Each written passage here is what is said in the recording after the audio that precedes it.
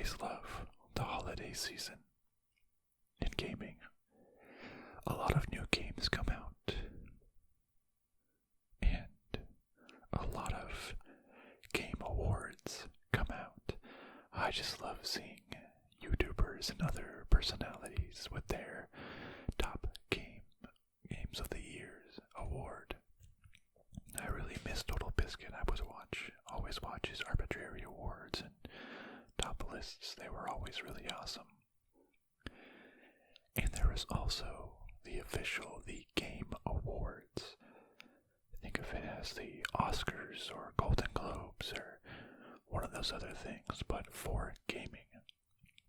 This is where a panel of judges, which is folks from the gaming industry and others, vote on the best games of the year and through a wide variety of categories.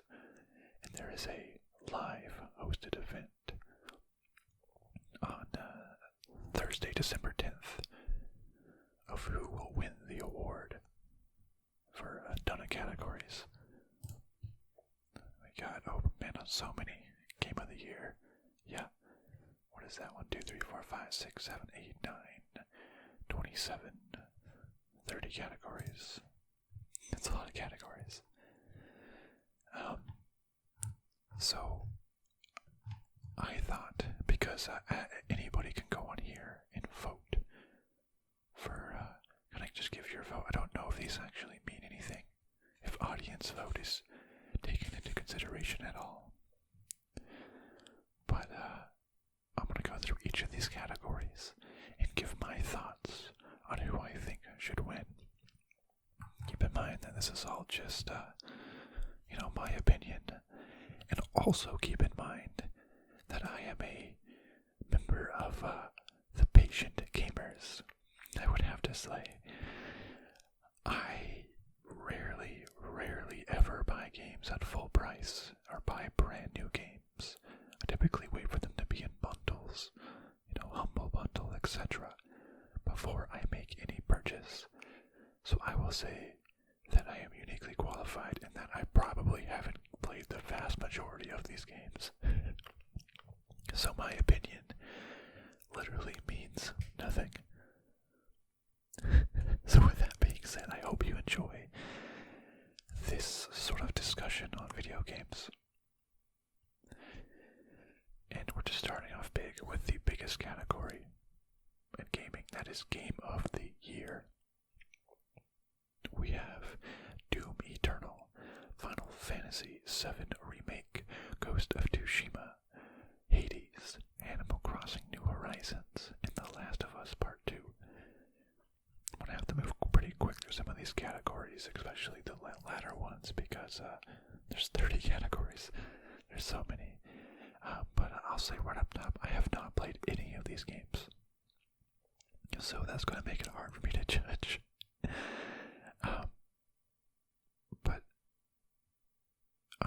So I'm just going to go through some of these. Doom Eternal. I played the first Doom. Or not the original Doom, but June 2016. I had some fun, but I don't think it was quite the game for me. I heard Doom Eternal was kind of most of the same. Final Fantasy VII Remake. I haven't played a single Final Fantasy game. Just unfortunately. So, don't have much to add there. Ghost of Tsushima. I mean, I've seen a lot of, gameplay videos on it. And it looks really nice. Looks fun. Hades. Hey, Supergiant Games. Really awesome. They made Bastion. And I haven't actually played the other games, Transistor, Pyre. I'm missing one more of theirs, I think, unless it was just Transistor and Pyre. Animal Crossing New Horizons. I don't own a Switch, but I know that game was so incredibly popular. And The Last of Us Part 2. I played the first Last of Us, had a great time, and really want to play Last of Us Part 2 at some point. So as I go through here, I know I'm probably going to make people a lot of angry that I haven't played some of these, or I might dismiss one of your favorite games games, but please let me know for each of these categories who do you think should have won and why my choice is just absolutely wrong and I'm making a big mistake and why I'm a bad gamer. But going through here, I'm going to kick off Doom Eternal. I'm going to kick off Final Fantasy VII Remake because I don't want a remake to win. Also, I want something new and original. Animal Crossing, it probably had the biggest cultural impact, I will say, in terms of just people playing it, but I don't have a Switch, and I don't know, that game kind of just feels like chores. I know Last of Us Part 2 was pretty controversial for a specific reason. A lot of people felt strongly about that. But I think the game that I'm going to choose for Game of the Year is going to be Hades. Heck yeah. Because for being an indie game developer, I think Supergiant Games made a game. I'm hearing Hades all over the place right now. And a relatively indie studio making this game that I'm hearing everybody loves. I love the narrative. From everything that I've seen, people are just absolutely loving that game, and I love to support these developers. So let's go Hades. Probably give Ghost of Tsushima a runner-up, and Last of Us Part 2 as third place. Alright, Best Game Direction, awarded for outstanding creative vision, innovation in game direction and design.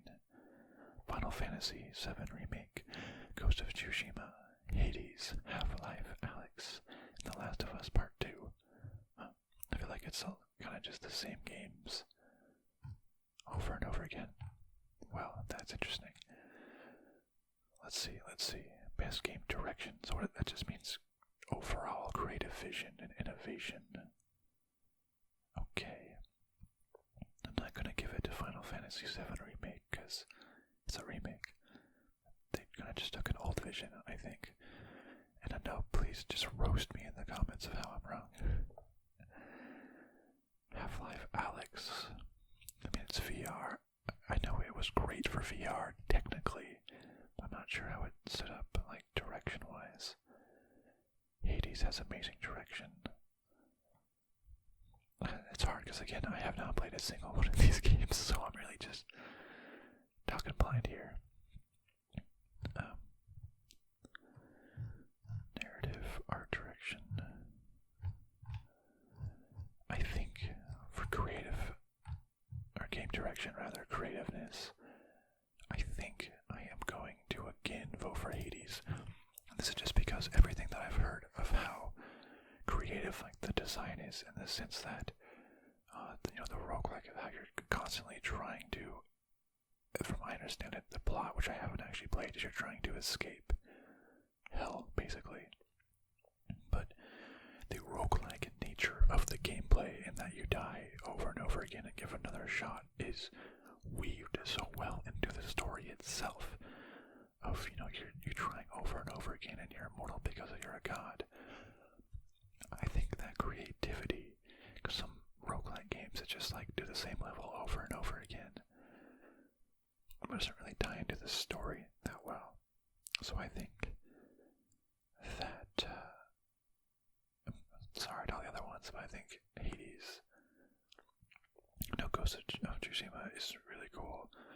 It looks really cool from what I've seen, but creativity, I'm not so sure. Whereas Hades is a unique, brand new intellectual property IP, and it seems to be doing a great job.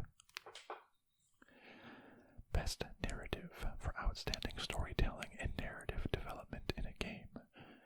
We have 13 Sentinels, Aegis Rim, Final Fantasy VII Remake, Ghost of Tsushima, Hades, and The Last of Us Part 2. So much crossover. Well, I've never even heard of 13 Sentinels, Aegis Rim, and I would consider myself pretty connected in the 13 Sentinels. I consider myself pretty knowledgeable about video games. PlayStation. It's a PlayStation only game. I do own a PlayStation, but I don't play it that much compared to PC. I'm sorry, 13 Sentinels, I just don't know enough. And I feel like I can't in good faith give a remake an award for best narrative or like most of these things, because if it's just a remake, it's taking all the ideas and stuff from the previous one, and I'm sure that there's new innovative stuff. Maybe if that was like a technical achievement award, but I would have to imagine back in, I don't know what year it was originally released, but if it won awards in that year, I don't think you should be able to remake it and win the same awards. I want a new property to win, if that makes sense. Like for creativity and narrative, stuff like, it's not necessarily new. Ghost of Tsushima, I don't know too much about its story. Hades, I don't know too much about its story, besides the whole escaping hell thing. Ghost of Tsushima is kind of the typical, avenging your father sort of thing. And then The Last of Us Part 2, which I am going to give the best narrative to Last of Us Part 2. That's right, a controversial choice, but I think in its controversy, that is what makes it great. I mean, what's more controversial? Like, something has to be good narratively to be pretty controversial, I think. It's getting the most people to talk about it, that's for sure. I think that makes a good narrative. So just like, a good feel-good story, easily predictable, what have you. Do something controversial. That's a fun narrative when everyone's talking about it. Best art direction: Final Fantasy VII Remake, Ghost of Tsushima, Hades, Ori and the Will of the Wisps, and The Last of Us Part 2. Well, I think Final Fantasy VII could win this one. I mean, art direction, that's not something that, in a remake, art is a lot of it.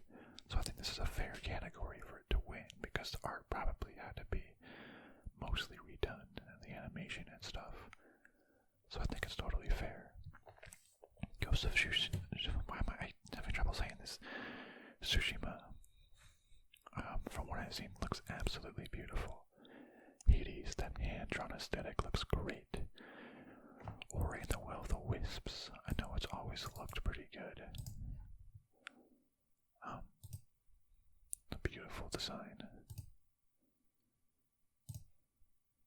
Beautiful design. And Last of Us Part 2. I'm probably going to eliminate Last of Us Part 2 here, because I think it looks really, really good.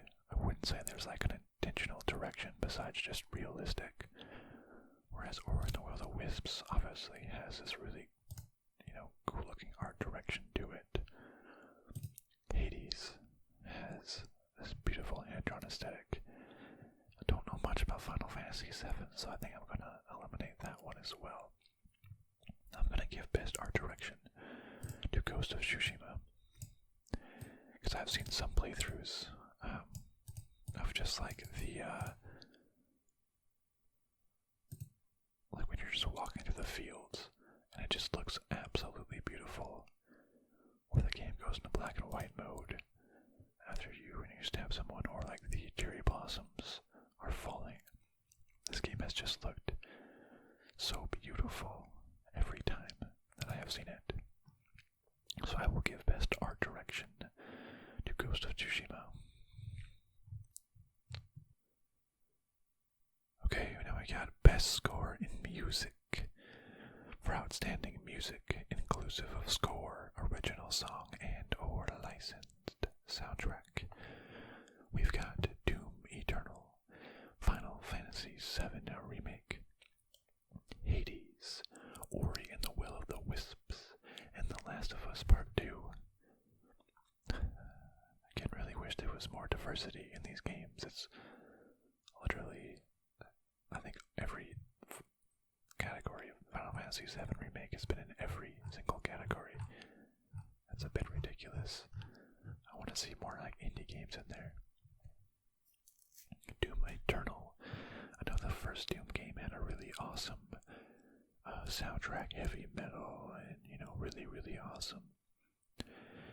But I heard with this one there was actually a big falling out between the composer Mick Gordon and the studio itself, sort of back and forth, that Mick wasn't delivering in time, and that Doom was, or id Software wasn't mixing it, and then it wasn't as good. It didn't have the same range as before.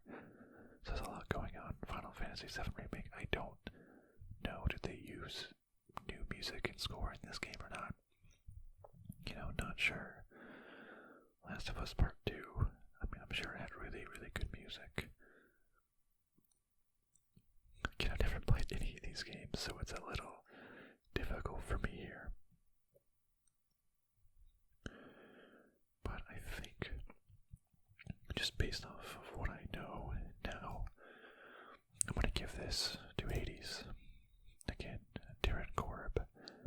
I have Bastion is probably one of the only games that I have a lot of music from its original soundtrack by Darren Korb, actually on Spotify.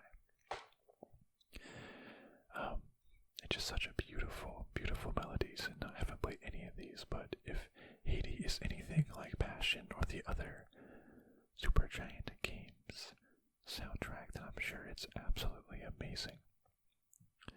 I feel like I'm giving a lot here to Hades, but hopefully my reasons have been good in each category. I also just love indie games. Best audio design. Recognizing the best in-game audio and sound design, we got Doom Eternal, Half-Life Alyx, Ghost of Tsushima, Resident Evil 3, and The Last of Us Part 2. So it's just best sound design in general. Oh, again, haven't played any of these, but I bet a lot of them have really, really good sound design.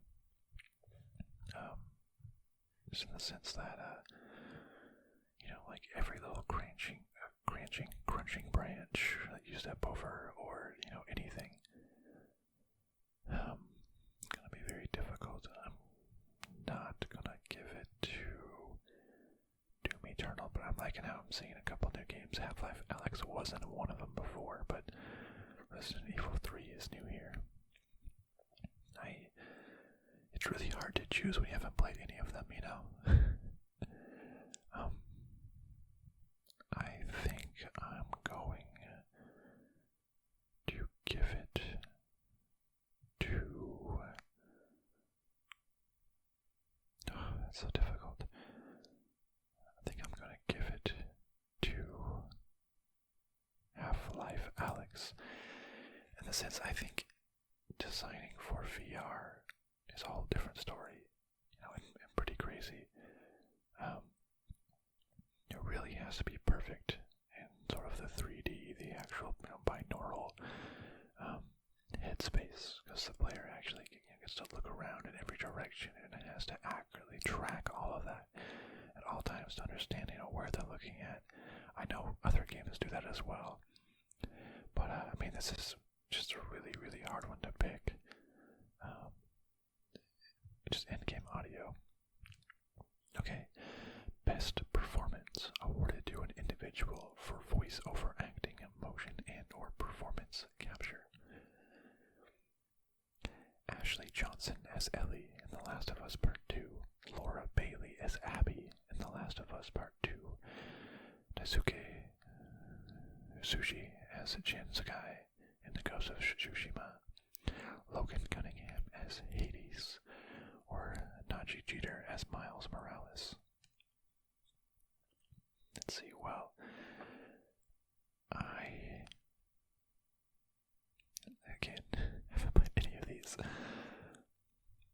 From what I've seen from Us Part 2 is that it is incredibly emotional and very much performance capturing. So I think that I would give it to a character from that game. I don't know who Abby is, and I'm sure that's someone who I would meet in Last of Us Part 2 if we played it. But I think I'm going to give it to Ellie. Just in the sense of the transformation that between the games of that smaller girl to this woman, powerful woman. I'm sure it takes a lot of skills to go through. Games for impact, for a thought-provoking game with a pro-social meaning or message. If found, Kentucky Route Zero TV Edition, Spiritfarer, Tell Me Why, and Through the Darkest of Times. Well, I don't know these games, and I can't really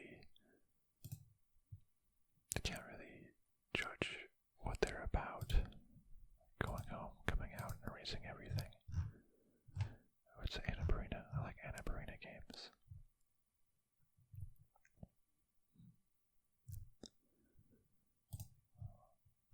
Interesting. Kentucky Route Zero, I'm not sure. I didn't realize that had any sort of social message to it. I'm not going to do that one. Spiritfarer. It's a game about dying. Oh yeah, and ferrying the folks around. Tell Me Why. Oh yeah, wasn't this about... What was it?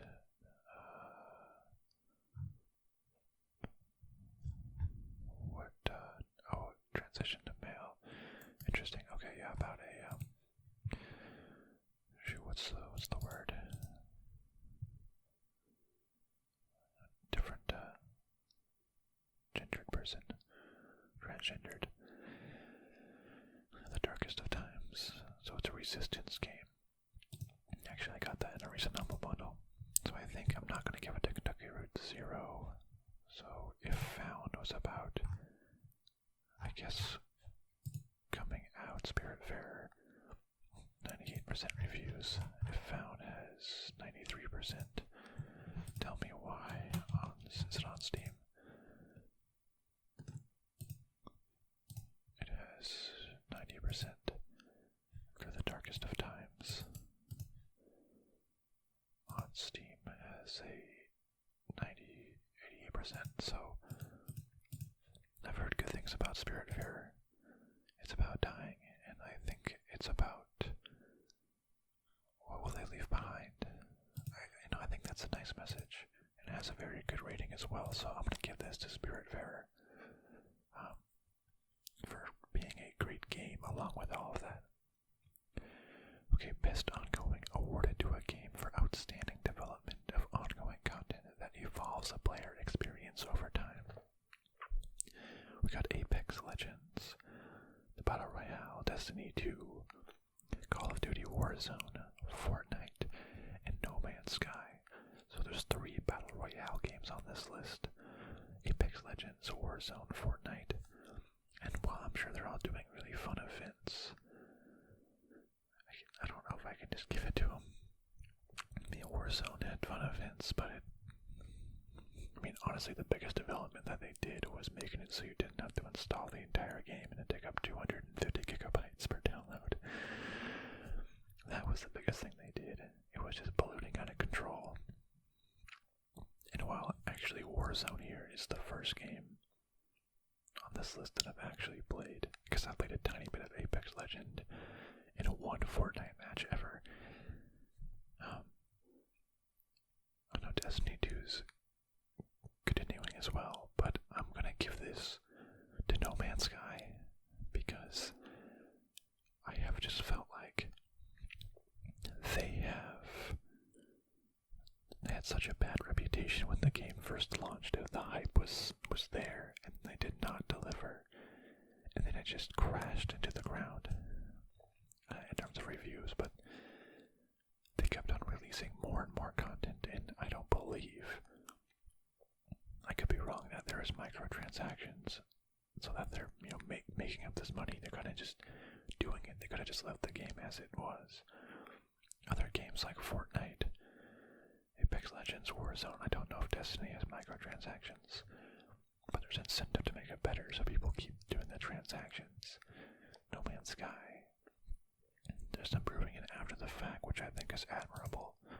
So I'm going to give this to No Man's Sky, which so many people I've heard of saying that it's actually a really good game now. And despite everything that happened, it's sort of finally realizing that vision that it was before. The best indie game. Carrion. Fall Guys Ultimate Knockout. Hades. Spelunky 2. Spiritfarer. For outstanding creative and technical achievement in a game made outside the traditional publisher's system. I mean, Carrion was published, and Fall Guys were both published by Devolver Digital. So, I mean, there is a publisher system there. Carrion, you play like a mass blob of like a monster as you try to kill survivors. Which it looked cool, but I haven't heard much about it. Similarly, with Spelunky, I know the first game was really big, but I haven't played much else of it. I've never played any Spelunky. Spiritfarer looked good. Hades, of course, and Fall Guys Ultimate Knockout. That game was a huge hit. Huge hit. But I feel like after its month or so on the top spot, it really fell off a cliff. All-time peak was 172,000, and then it dropped down to 16,000. WoW has about 5 to 10 million owners. That is so much money that made. Hey, and we're super, super happy for them. And I mean, I bought the game. I've actually played this game. I bought it. I had a lot of fun, but it started getting very repetitive pretty quickly, and I would say got boring, honestly, after a while with the same levels. I played about one match of Season 2, but haven't played it since. Spiritfarer looked awesome, but I feel like if I gave Hades Game of the Year, I have to give it Best Indie too. For Supergiant Games, and by definition, indie developer, to make a game with that big of an impact. Fall Guys is probably more well known. I would say more people know about it, but Hades has the more lasting appeal. So, I'm just giving a lot of votes to Hades. Best mobile game for the best game playable on a mobile device. Among Us, Call of Duty Mobile, Genshin Impact, Legends of Runeterra, Pokemon Cafe Mix. Among Us is obviously hugely popular. Call of Duty Mobile, I've seen a lot of that too, but I feel like when you say Call of Duty, everyone thinks of the, desktop game, of course. I have heard of Genshin Impact, and a lot of people really like that game. Legends of Runeterra, I feel like I've heard a lot about that game as well, but I don't know if I just heard it from like ads on YouTube videos or like organically because people liked it. I feel like I've seen it in only ads. Pokemon Cafe Mix, I've never heard of this game. Which it might be a great game, but I don't think it can win Best Mobile Game if I haven't even heard of it. It must not be as popular. Looks kind of nice, looks kind of fun. Link icons by swirling them around. Preparing cafe offerings. Cafe loving Pokemon stop by. Sounds kind of fun, actually. Don't really play mobile games too much, though, because of in-app purchases. So I think I'm gonna not give it to Call of Duty, Legends of Runeterra, or Pokemon Cafe Mix between Among Us and Genshin Impact. I feel like for mobile, I'm gonna give this to Genshin Impact just because I've seen so much around that game and it looks awesome.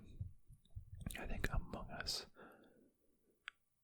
is really big, but I think it's also really big on the desktop space.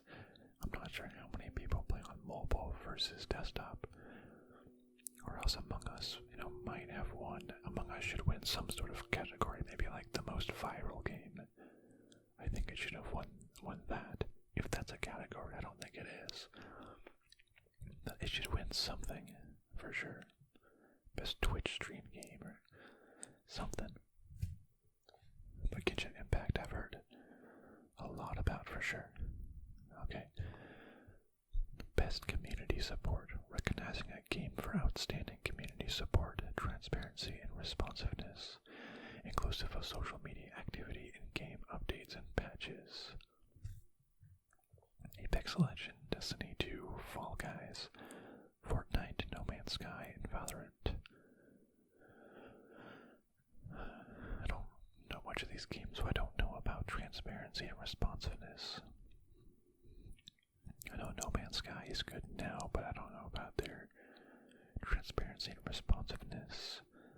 Valorant was big for a while, but I don't think it ever hit the top levels. Of other big games, Fortnite does a lot. Apex Legends, Destiny 2.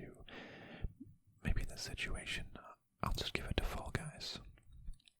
I think that's the only social media page that I've actually seen comments on, and they're giving updates of like what's upcoming in the next season, what fun things that they're doing, how to get rid of cheaters, Big Edis, the big hammer that they named Big Edis. They're a little behind in their memes, but I think they have a good intention.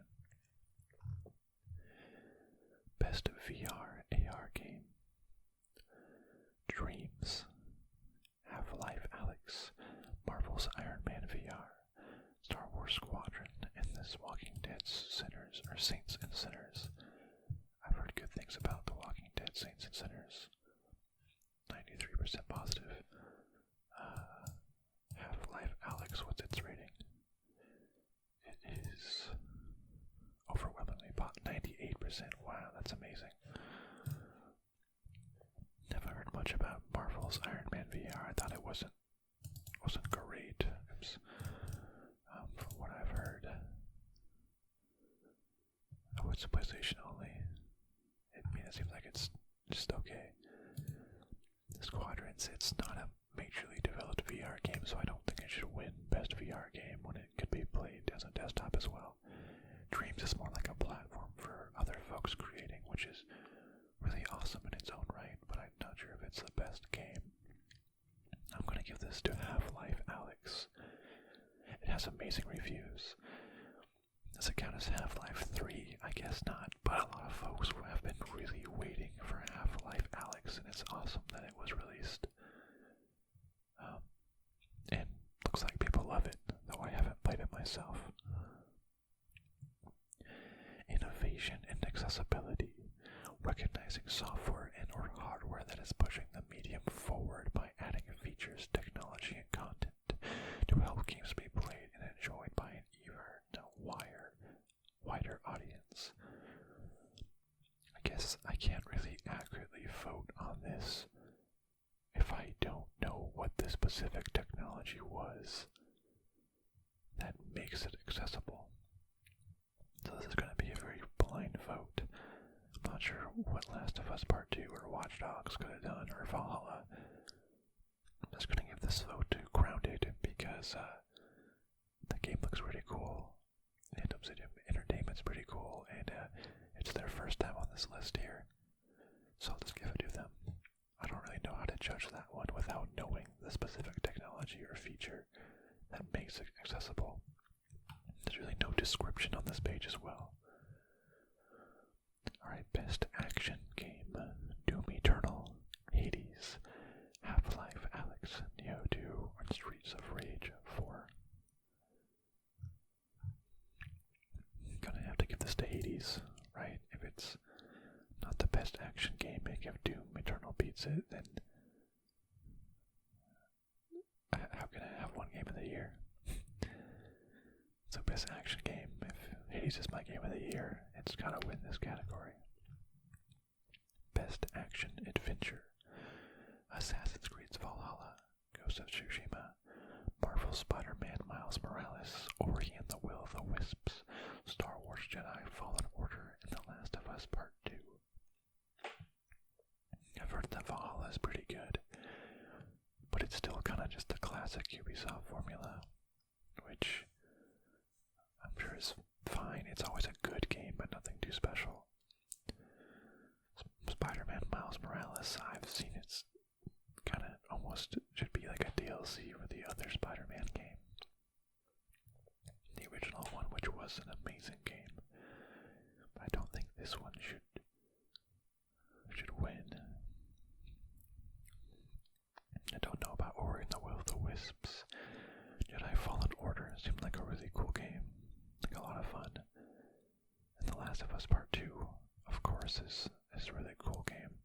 But I think I'm gonna have to give this to... let's go with... It's between Ghost of Tsushima and The Last of Us Part 2, with Jedi Fallen Order a third. Let's give this to Ghost of Tsushima. Just because of how awesome it looks.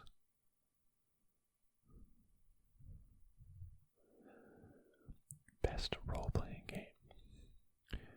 Final Fantasy VII Remake, Genshin Impact, Persona 5 Royale, Wasteland 3, and Yakuza Like a Dragon.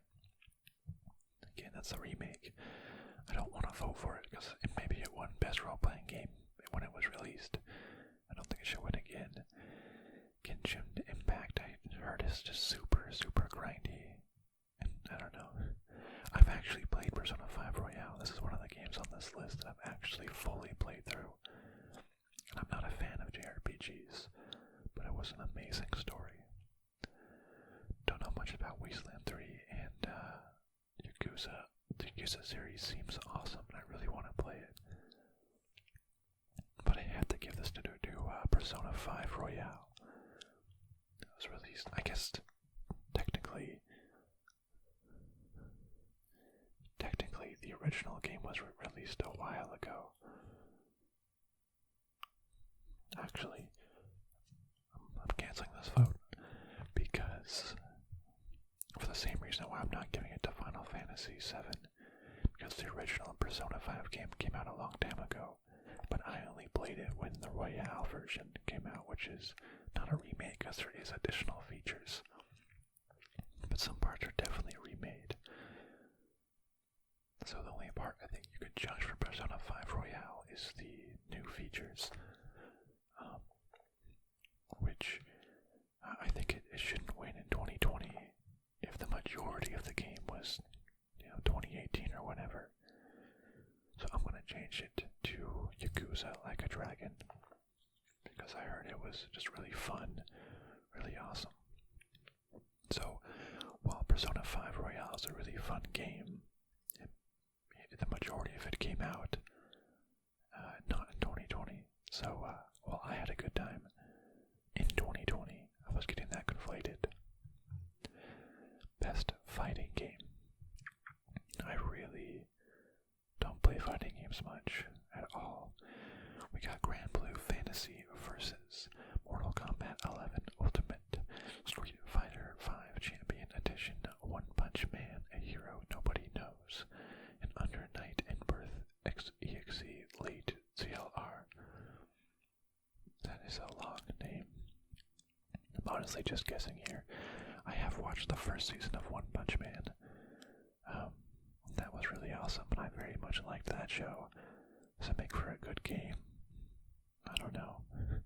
I know Street Fighter 5 is huge. It might make a lot of people angry, but I'm going to give this to Mortal Kombat 11, just because I see them put out a ton of new characters. There's always, the fun clips of them doing their execution lines and stuff. There's, Rambo and the Terminator, and a ton of RoboCop. Just a ton of crazy characters they added that looks really fun. This is at least for their social media or people liking them. Best family game: Animal Crossing's New Horizon, Crash Bandicoot 4, It's About Time, Fall Guys Ultimate Knockout, Mario Kart Live Home Circuit, Minecraft Dungeons, and Paper Mario: The Origami King. Fall Guys was good, but not sure if it's super family. Mario Kart Live Home Circuit, I think costs like a ton of money. I haven't heard much about Crash Bandicoot 4. I think this one is pretty easy. I'm gonna have to give this one to Animal Crossing's New Horizon, just for the impact that it's had. Though I guess when I think about it, it wasn't really played with the family. It's kind of mostly just millennials and young adults playing it and having a great time, now that I think about it. But in the sort of Nintendo, sort of, family genre, I guess, it's undoubtedly had the most impact out of all of these. Right when quarantine started, everyone tried to get their hands on the Animal Crossing game and just played it forever. Alright, best sim slash strategy: Crusader Kings 3, Desperados 3, Gears Tactics, Microsoft Flight Simulator, and XCOM Chimera Squad. I don't know anything about Desperados 3, and I'm not exactly sure what Gears Tactics is. I obviously know the Gears of War franchise, but not sure what the Tactics is. XCOM Chimera Squad. If I recall, it seemed like it should have been more of a DLC to the XCOM games and not like a full standalone game. So I don't think I'm going to give it to it. Microsoft Flight Simulator seemed really cool, how it's basically just the entire world. You can choose any plane, it seems very realistic. But I'm going to have to give this to Crusader Kings 3, just because of all the crazy memes that I've seen people make out of this game. Just like the craziest thing that's gonna happen in this game, and it's just absolutely ridiculous what people can get up to. Just so many possibilities, is what it seems like. Just all over the place.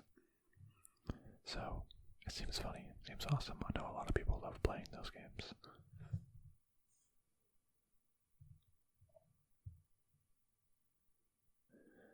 Best sports slash racing: for the best traditional and non-traditional sports and racing game: Dirt 5, F1 2020, FIFA 21, NBA 2K21, and Tony Hawk's Pro Skater 1+2.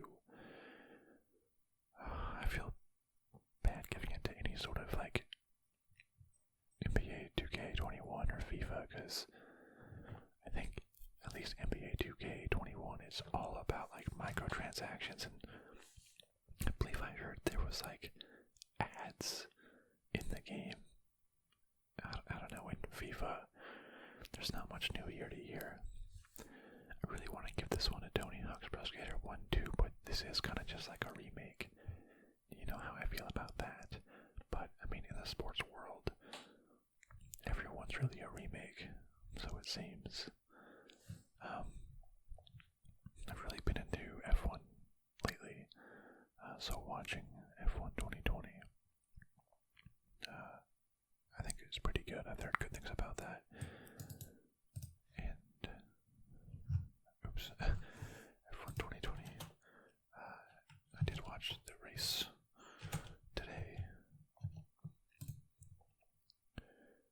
with Sergio Perez. It has 94%, that's really good. How much is Dirt 5 rated? Oh, it's a mixed. That's not great actually at all. Why does it have so bad reviews? I'm not entirely sure. I played like Dirt 2 and 3 was pretty fun. I'm gonna give this one to F1 2020 then. Only because Tony Hawk's Pro Skater 1-2 is a remake. Best multiplayer: for outstanding online multiplayer gameplay and design, including co-op and massively multiplayer experiences. experiences, irrespective of game genre or platform. Animal Crossing New Horizons, Among Us, Call of Duty Warzone, Fall Guys Ultimate Knockout, and Valorant. Well, I mean, Animal Crossing's New Horizon, I guess it's multiplayer. I feel like you don't really play it for the multiplayer very much. You can if you want to, and it has weird things about, like, whoever's the host, you can't do stuff with your island, so I'm not really counting that as multiplayer so much. Valorant seemed, great, but I know it's been there competitively, but I really haven't heard too much about it. Warzone's great, but I don't know, I don't want to give this to a Call of Duty game. I feel like it's been fine.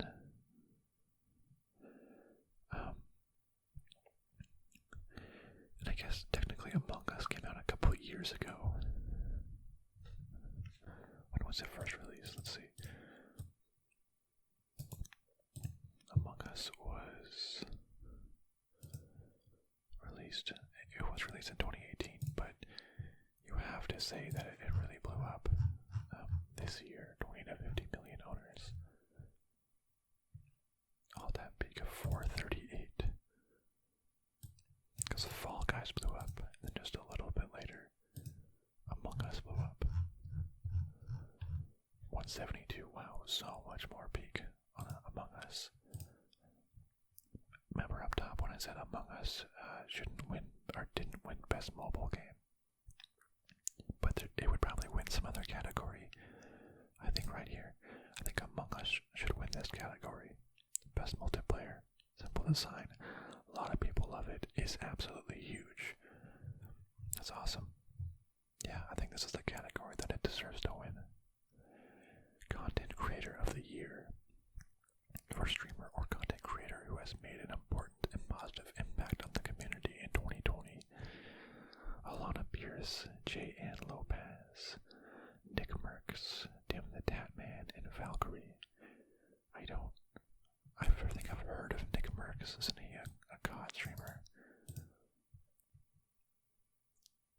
Plays Fortnite and Call of Duty. He plays for FaZe Clan. I've heard of Dim the Tatman. He seemed like a cool guy as far as I was concerned. I don't know who these three women are. Alana Pierce.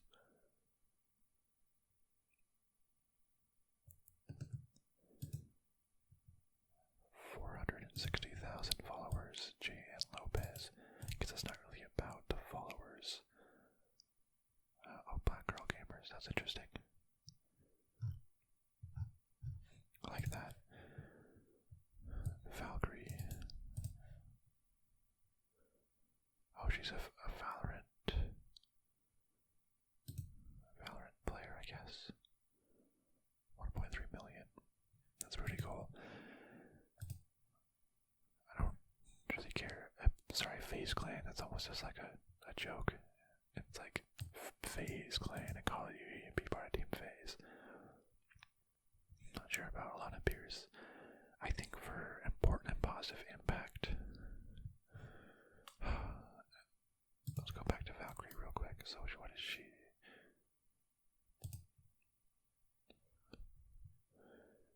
She's a streamer.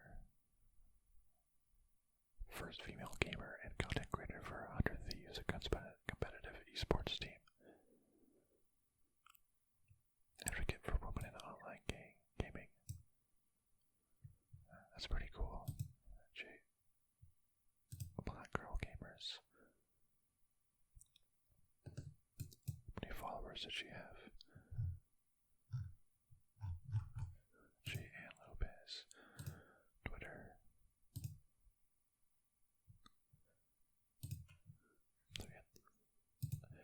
Okay, I think I'm gonna give this to Valkyrie then.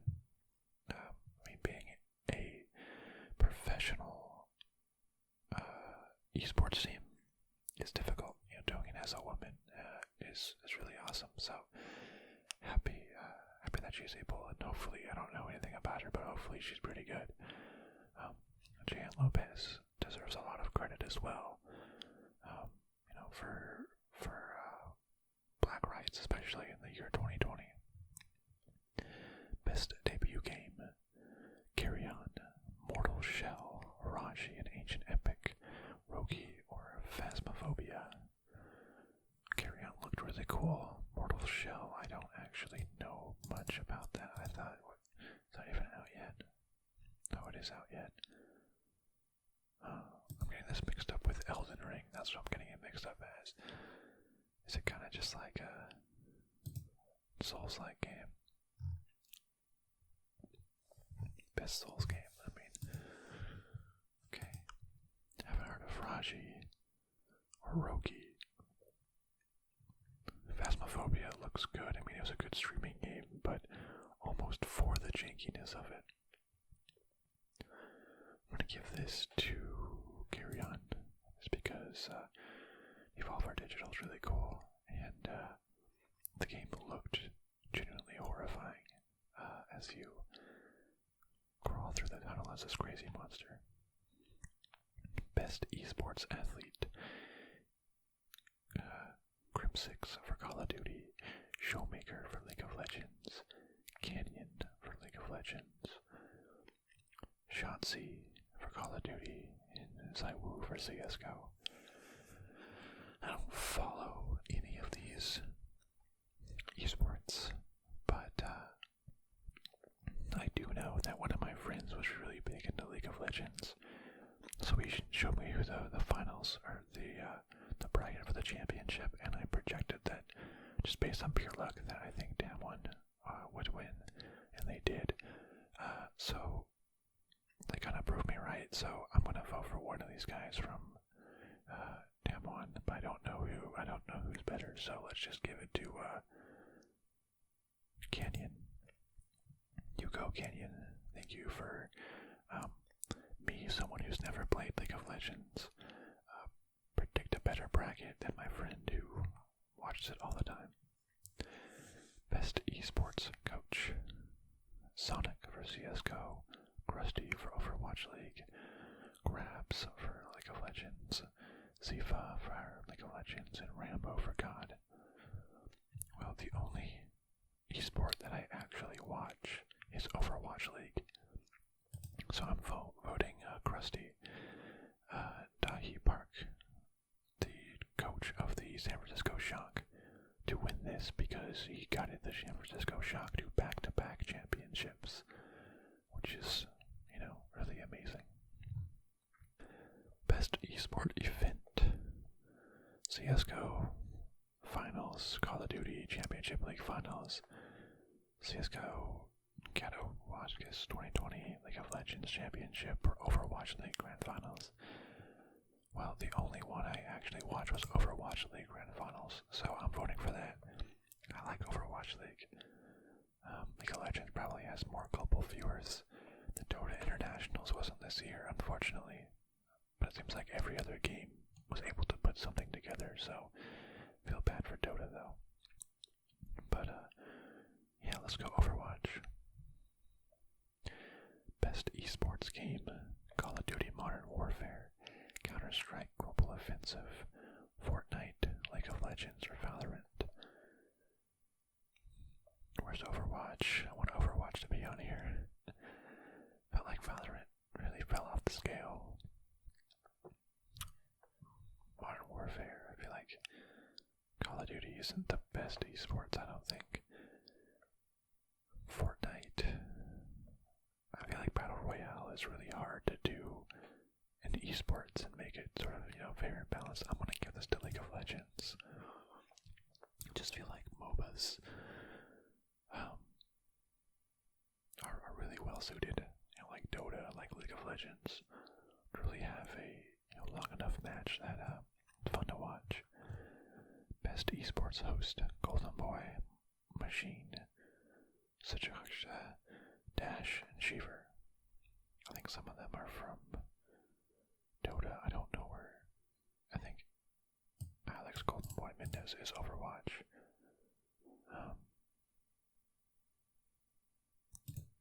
Which is nice. I think Machine, isn't he Dota?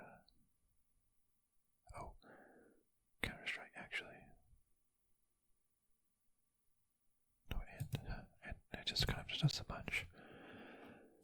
I don't know Dash or Suckjus. I feel like I've heard Shiver somewhere else. I'm gonna give this to Alex Mendez just because I know him from Overwatch. Best esports team, Damwon from League of Legends, Dallas Empire from Call of Duty, G2 Esports from League of Legends. I mean, they lost, so why would I vote for them? San Francisco Shock from Overwatch League, and Team Secret from Dota. But Team Secret didn't even win the championship, so why they shouldn't be in there. I'm voting for San Francisco Shock because they did win 2 championships in a row, which is actually really amazing. Oh, and that is the end of the list. We did it all 30 categories. That took quite a long time. Let's just scroll all the way back up to this beautiful Game Awards scene. This actually looks really cool. Beautiful website. Beautiful website. But, Game of the Year, though, is Hades. Yeah, I think that's fair. Well, please tell me what you think of my votes here. If you would have had any difference of opinions, please let me know in the comments. And tell me why I'm wrong. I appreciate it. That was fun. That was fun going through all of that, despite me only playing a couple of the games the entire time. But thank you so much for watching. I'll see you next time, my friends. Goodbye.